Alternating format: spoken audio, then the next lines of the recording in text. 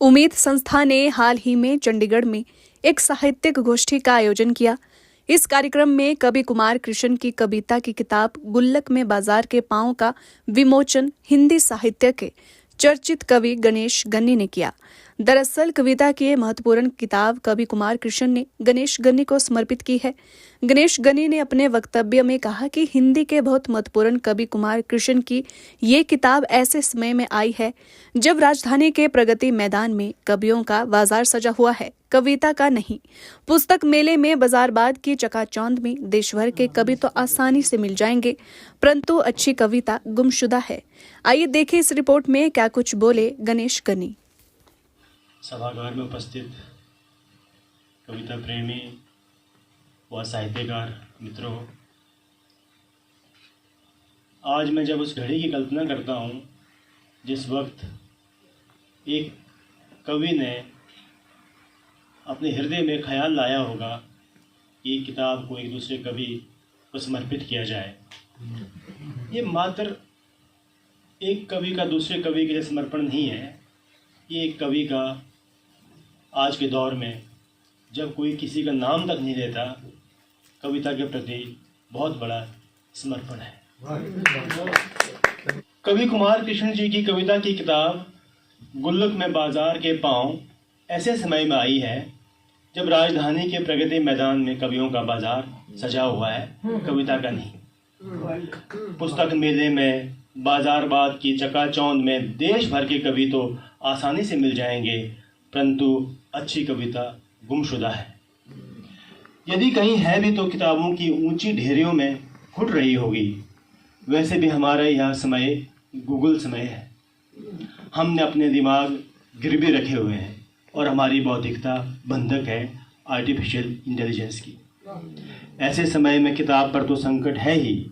कुमार कृष्ण कहते हैं, बहुत पक्का होता जा रहा है किताब और कवाड़ी का रिश्ता।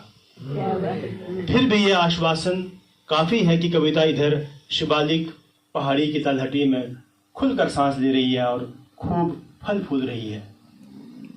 कवि कुमार कृष्ण की एक कविता है, पुस्तक मेले के लिए किताब का निमंत्रण। कवि कहता है, मैं आ रही हूँ, मिलूंगी इस बार भी मेले में। जितनी बार लगेंगे मेले मैं आऊँगी उतनी ही बार। मैं डिजिटल दुनिया के खिलाफ कागज़ की जंग हूँ। जब तक रहेगा कागज़ धरती पर, हम दोनों एक साथ लड़ेंगे जंग अपनी अंतिम सांस तक। मैं जानती हूँ ये सच की हत्या का समय है। यह पशु समय न मदन कश्यप का है न उदय प्रकाश का। यह समय जयप्रकाश का है। उसे आता है पहाड़ों को ध्वस्त करना। वह जानता है किताब को धरती से गायब करने का मंत्र। मैं तलवार तो नहीं पर लोहा जरूर हूँ। तुम मुझसे सीख सकते हो तलवार बनाने का हुनर। मैं आज भी पत्थर से आग पैदा करती हूँ। कुमार कृष्ण की कविता के बीज अपनी जमीन स्वयं तलाश लेते हैं। कवि प्रकृति के बेहद करीब रहकर अपने समाज और परिवेश के चित्र बनाता है और उनमें प्रकृति के विभिन्न रंगों को मिलाकर नए रंग भरता है।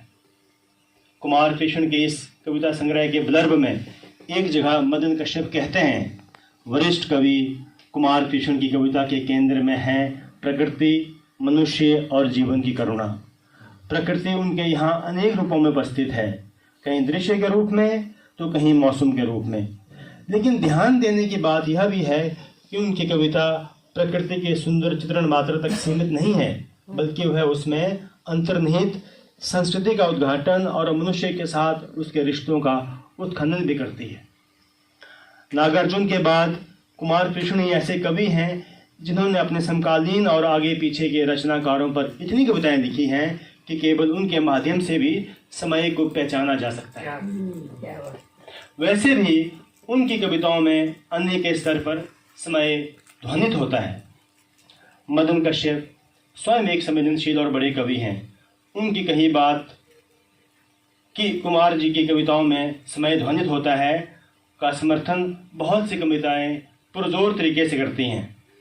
मैं यहाँ कुल्लू और दारचा का पुल कविताओं के छोटे छोटे अंश पढ़ना चाहता हूँ। कुल्लू। मैं कुल्लू ऊन काटती उंगलियों की धड़कन, हर शॉल में लिपटी मनुष्य की भूख, कभी ना बंद होने वाला विपाशा का क्रंदन, बिजली महादेव की अबूझ पहेली हूँ, मैं हूँ रघुनाथ की पालकी, भविष्य के उत्तर ढूंढते युवाओं का ढालपुर। एक दूसरी कविता है दारचा का पुल। इसके एक अंश देखें।